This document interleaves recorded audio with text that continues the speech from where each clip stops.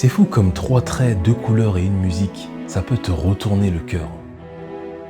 Depuis que je suis petit, je regarde des animés. Et si c'est votre cas à vous aussi, il y a une question qu'on peut se poser. Est-ce que j'aime les animés? Ou est-ce que j'aime ce qu'ils ont fait de moi? Il y a ceux qui regardent pour les combats. Il y a ceux qui regardent pour les émotions.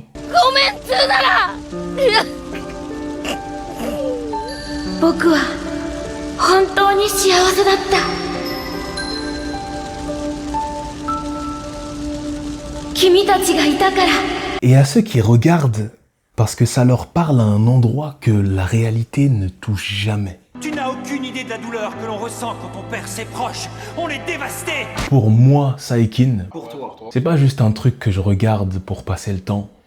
C'est un truc qui a formé ma vision du monde et qui m'a parlé depuis mes 8 ans. Un moment charnière dans mon expérience avec les animés. On est en temps de guerre, juste un instant après la destruction totale du village de Naruto. Une seule personne est responsable à la fois de la mort de son maître, de la mort de son père spirituel, à Naruto qui est orphelin depuis la naissance, et de la destruction totale de son village natal. Une seule personne est responsable au nom de la soi-disant paix. Tu connais déjà mon objectif, instaurer la paix et rendre la justice. Après ce que tu as fait, comment peux-tu prétendre vouloir la paix? Comment peux-tu te targuer d'une chose pareille? Toi, dis-moi, quel est ton but? Je veux te réduire en poussière, et quand ce sera fait, c'est moi qui apporterai la paix au monde des ninjas. Naruto va le retrouver là où il est caché, à l'écart du village. Il entre dans son repère.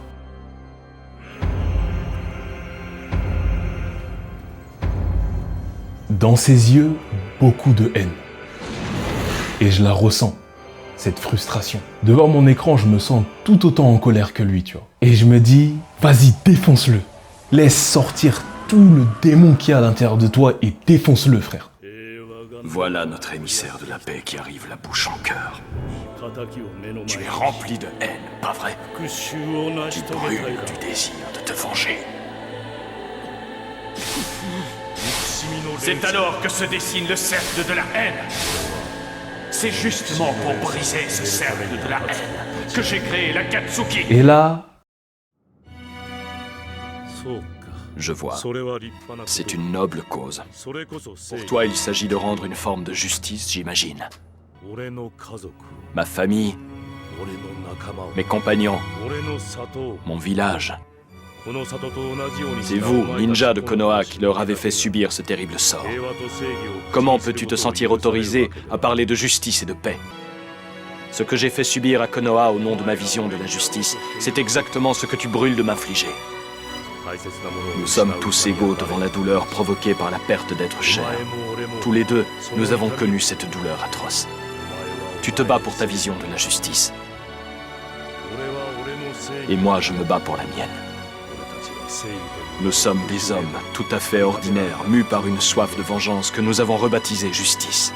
Mais en décrétant que sa vengeance est un combat pour la justice, on ne fait qu'engendrer d'autres soifs de vengeance. C'est alors que se dessine le cercle de la haine. Naruto, il est en mode...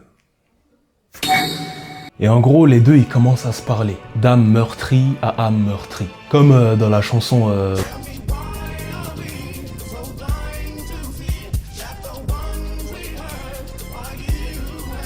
Ils parlent, et moi je suis devant mon écran, patiemment. Je regarde. La discussion prend fin, et Pain, le responsable de toutes ces atrocités, il lui dit... Je te fais confiance pour la suite, pour trouver la réponse à la haine dans le monde. Puis il ressuscite tous les gens qu'il a tués pendant son attaque, ce qui finit par occasionner sa propre mort. Et dans ma tête, à ce moment-là, j'étais en mode « Waouh !» Naruto, il a obtenu ce qu'il voulait, et il a même pas fait ce qu'on aurait tous fait à sa place. Se déchaîner et créer encore plus de haine finalement. Je me suis dit « Donc quand on est en colère, en fait, on n'est pas obligé d'être violent. » Après coup, j'ai limite ressenti un peu de culpabilité du fait d'avoir ressenti tout ça. Dans mon petit cerveau d'enfant, ça là, ça a tapé. Je m'en souviens encore aujourd'hui. C'était encore une de ces fois où j'ai ressenti ce que j'ai ressenti quand j'avais 9 ans. 俺はあいつと一緒に歩いて生きてそう思わされんだ。 Quand j'ai regardé Naruto et que je me suis dit, on dirait qu'il y a d'autres chemins dans la vie. Un chemin qui feels right. Et à chaque fois que je voyais Naruto à l'œuvre, c'est comme si j'arrivais à voir pendant 40 secondes ce chemin qui me faisait sourire, jusqu'à ce que la porte se ferme et que je puisse plus le voir.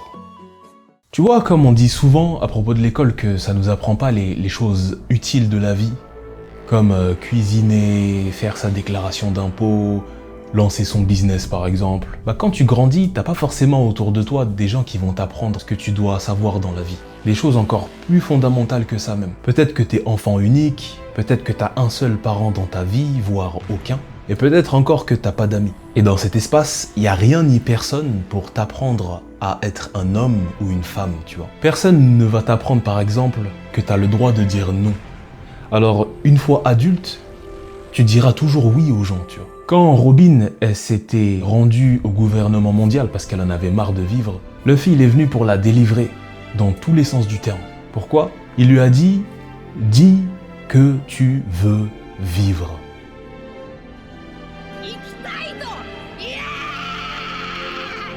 Et là, dans ses pensées, elle est en mode « Vivre ».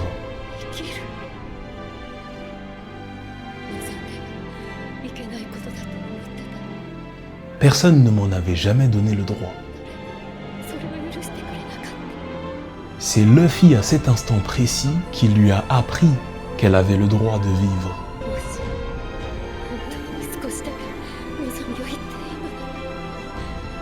Moi-même, j'ai dû apprendre à 20 ans que j'avais le droit de dire non. J'ai appris que j'avais le droit de sourire dans les moments difficiles, tu vois. Que j'ai le droit de pleurer quand ça va pas, que j'ai le droit de rêver si vivre comme les autres ça m'intéresse pas, que je peux toujours relativiser quand je perds quelque chose d'important, que je peux répondre à la violence par quelque chose de meilleur. Et tout ça, mes parents immigrés qui ont grandi avec une éducation plus traditionnelle, ils me l'ont jamais appris. Tu vois, c'est des trucs tout cons, mais si tu l'apprends pas entre le moment où tu sors du ventre de ta mère et l'âge adulte, si t'as pas un exemple concret de comment ça marche chez ton père, chez ta mère, chez tes frères et sœurs ou encore chez tes amis, surtout dans cette époque de grande solitude, tu le sais pas. C'est là que les animés ils viennent exploser les murs de la cage qui nous confine dans des boîtes et nous montrent des choses qui, quand on les découvre, nous font nous dire « c'est ce truc-là qui me manquait pour enfin vivre ». Et là t'apprends à plus te laisser marcher dessus, que le courage c'est pas un trait de naissance, mais le fait de le faire malgré la peur qu'on ressent. Moi par exemple, c'est Naruto qui m'a appris que se montrer vulnérable et être faible, ce sont deux choses différentes. Je dirais même, quand on arrive à se montrer vulnérable, on devient plus fort. Alors que quand on s'entête, on s'auto-détruit. Mes parents, ils auraient jamais pu faire ça. En 2025, on a tous besoin d'une safe place. Pour certains, c'est leur bande de potes, d'autres, ça va être des live Twitch, et d'autres encore, ça va être des vidéos YouTube. Il y a des gens, quand ils veulent se motiver ou réfléchir sur la vie, ils lisent des livres de philo ou de développement personnel. Moi, j'ai grandi avec Naruto et Luffy, et ça m'a suffi pendant longtemps. Ils m'ont donné des modèles, pas parfaits, mais humains, avec des valeurs qui me parlaient. Ça a mis un nom sur un truc que je ressentais déjà, et je me suis dit, ok, c'est ça que je veux incarner aussi. Au fond, aimer les animés, c'est pas un truc qu'on choisit vraiment.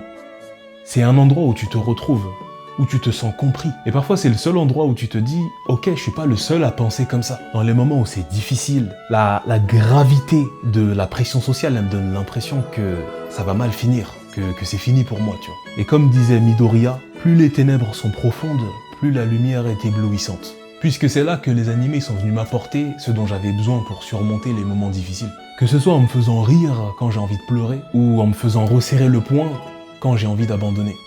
Ce qui est fou avec les animés, c'est leur capacité à te faire ressentir des trucs de fou juste avec des dessins. Tu vas regarder un épisode et 20 minutes plus tard, t'es en PLS émotionnel. C'est pas des vrais gens à l'écran, mais t'as mal pour eux. T'es fier d'eux, tu pleures avec eux. Et c'est un des rares endroits où les émotions, elles sont exagérées, mais elles sont jamais fausses. Et tu sais que c'est too much, mais tu sais aussi que c'est juste. Quand un perso il hurle son désespoir ou qu'il se bat pour protéger un rêve, c'est pas juste dramatique, c'est une version amplifiée de ce qu'on vit tous à notre petite échelle, tu vois. Et quelque part, ça t'aide parce que tu vois ce que ça fait d'y croire. Tu vois ce que ça fait de pas lâcher. Et même si t'es pas dans un tournoi intergalactique comme dans Dragon Ball Super, bah t'as l'impression que tes petites batailles, elles comptent un peu plus. Je me souviens quand j'étais au lycée, j'étais en plein dans ma période de crise existentielle, c'était horrible. Je détestais aller à l'école parce que je m'y sentais pas bien. Mais un jour, j'ai revisionné GTO, et là, je riais comme pas possible, mon gars. J'étais vraiment aux anges, genre, premier degré, c'est incroyable. C'était comme si le temps et l'espace et toutes les autres choses trop chiantes, ils avaient disparu, tu vois. Et là, arrive le générique de fin. Je m'étais dit que c'était le dernier épisode, parce que le lendemain, il y avait école. Il fallait que je parte. À la seconde où je fermais la page du navigateur, le désespoir, il prenait le relais dans ma poitrine. Il était de retour.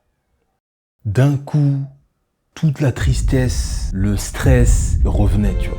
Alors j'avais hâte d'être au lendemain pour continuer. C'était mon réconfort de la journée et ça m'a aidé à tenir un peu plus longtemps. Je pense qu'on est peut-être une génération endormie qui se réveille dans une temporalité où il y a beaucoup de distractions et d'éléments inhospitaliers. Tu vois, une génération qui peut pas juste faire comme les générations précédentes, mais qui doit aller de l'avant malgré tout. On doit faire face à des défis inédits. À un âge toujours plus jeune, on apprend des choses toujours plus folles qui façonnent déjà notre manière de voir le monde. On voit l'exemple de plein de gens différents, que ce soit en réel ou à travers un écran. On est exposé aux meilleurs comportements, comme les pires, de plus en plus jeunes. Et donc fatalement, on finit par se poser des questions plus tôt que nos parents. On peut se demander, est-ce que j'ai vraiment envie de faire comme mes parents? Qui suis-je? Se questionner par rapport à la religion.